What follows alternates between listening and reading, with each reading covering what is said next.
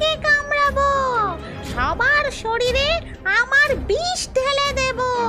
তারপর সবাই এক এক করে আমার বশে চলে আসবে, আমার দাস হয়ে যাবে। তারপর আমি এই জঙ্গলের মালিক হয়ে যাব।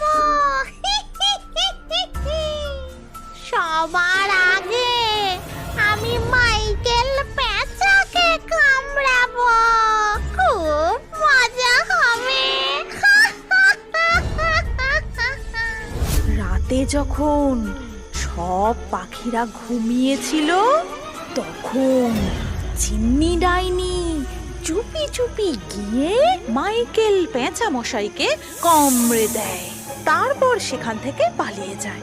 তখন আলে প্রধান মশাই, আপনি তেতালেন কেন? কি হলো? আরে প্রধান মশাই তো অজ্ঞান হয়ে গেলেন, কেউ জল নিয়ে এসো। এই নাও টিয়া, জল এনেছি। তারপর ন্যান্সি টিয়া একটু জল হাতে নেয়, তারপর পেঁচা মশাইয়ের উপর জলটা ছিটিয়ে দেয়। তখন পেঁচা মশাই জেগে ওঠেন। তারপর বলেন যে আমি কোথায় আছি আর আমার মালিক ডানাওয়ালা সাপ কোথায়? মালিক, আপনি কোথায়? আমি আপনার দাস, আপনার সেবা করার জন্য আমি আপনাকে খুঁজছি। এই কথা বলে পেঁচা মশাই নিজের মালিক ডানাওয়ালা সাপকে খোঁজার জন্য সেখান থেকে বেরিয়ে পড়ে।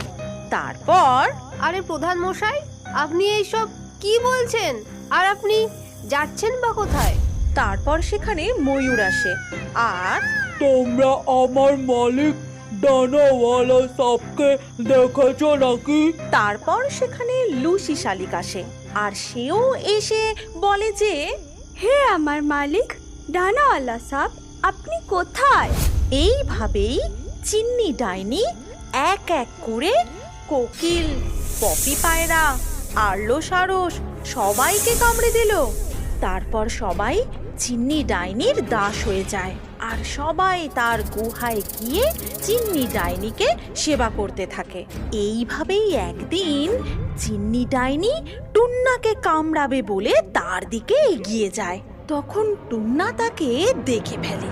তারপর আরে বাবা রে, এ তো ডানাওয়ালা সাপ, আমাকে কামড়ানোর জন্য আসছে। যখন চিন্নি ডাইনি টুন্নাকে কামড়াতে যাবে ঠিক তখন টুন্না জোরে জোরে আল্লাহকে ডাকতে থাকে। এ আল্লাহ, আমাকে বাঁচাও, আল্লাহ বাঁচাও আমাকে, বাঁচাও আমাকে এই সাপের হাত থেকে।